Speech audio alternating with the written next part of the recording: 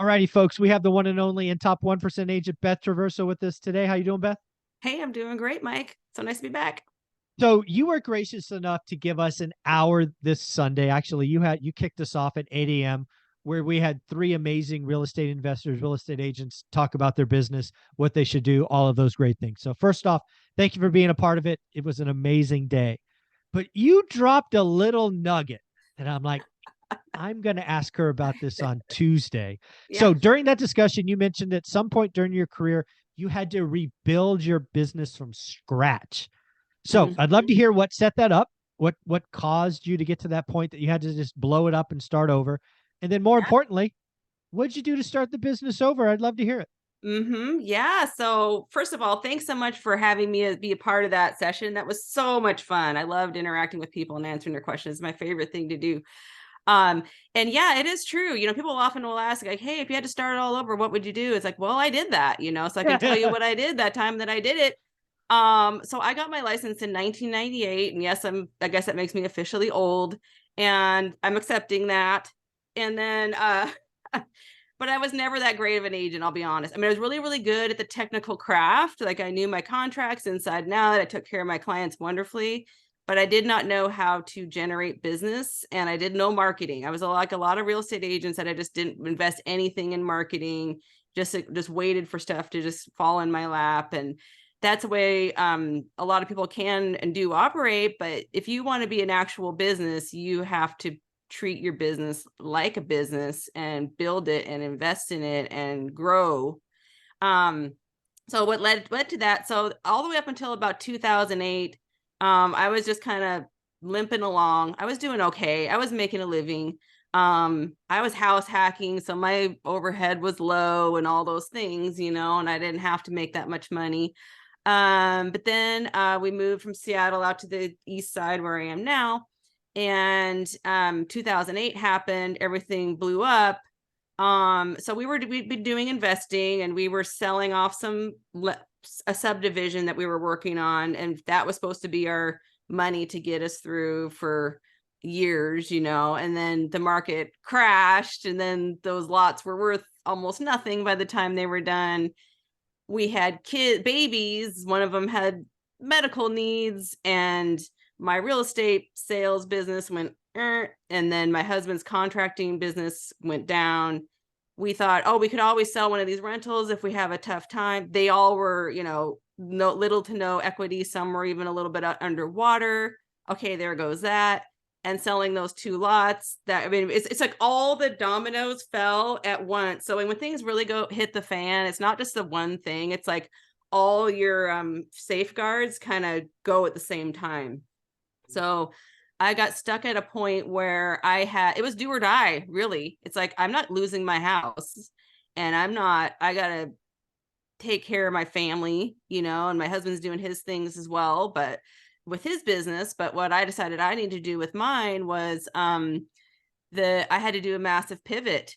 And I was really motivated because I saw my cash reserves just going down, down, down. And I'm like, I've never had a corporate or W-2 job. So I haven't looked around like, what else can I do out there? And I came to the conclusion, like, there's nothing, so I know how to be a real estate agent. And so I'm going to do this thing. And so one of my, who is now one of my very best mentors, just kind of cold called me and said, hey, do you want to start with my real estate brokerage company? And I'm like, well, interesting you should say that, because I had basically given up on my business. I moved 20 minutes away, and it's funny how everything just dried up and blew away. Like, I didn't have any business base from Seattle when I moved out here, just because I hadn't done anything to cultivate it. There just was nothing to pull from.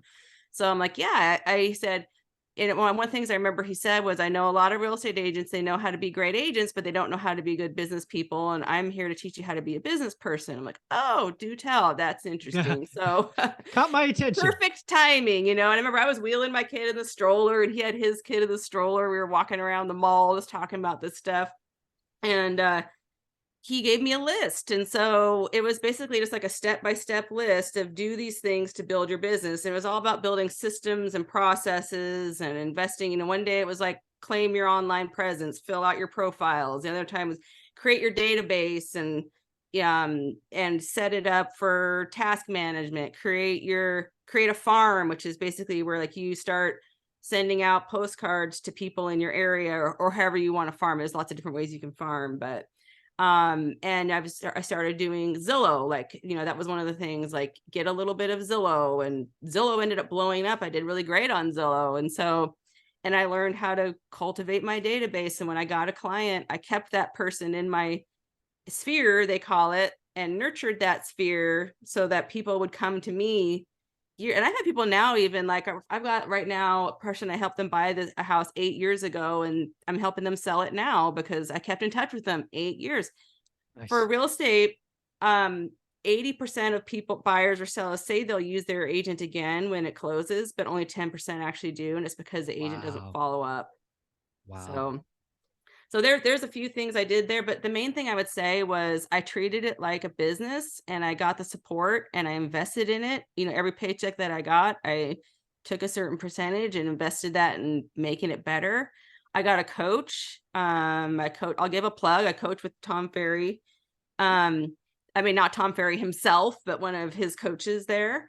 And he keeps me between the rails and lets me think about things that I wouldn't have thought of otherwise. And they work, it's a network of incredible agents who are doing amazing things. And it has helped me design my business to be the way I want it.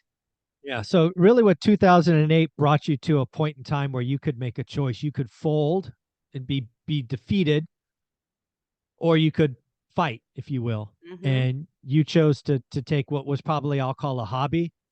Yeah. Maybe an interesting hobby into a business. Yeah. And there were no guarantees for success, right? There was no guarantees, but you got incrementally better. You invested each time on purpose. You got a coach, and the rest is history. Yeah, and I remember it took about 4 or 5 years of super grinding, and No, Beth, 4 or 5 years? Come on, not 4 or 5 minutes. I know. Damn.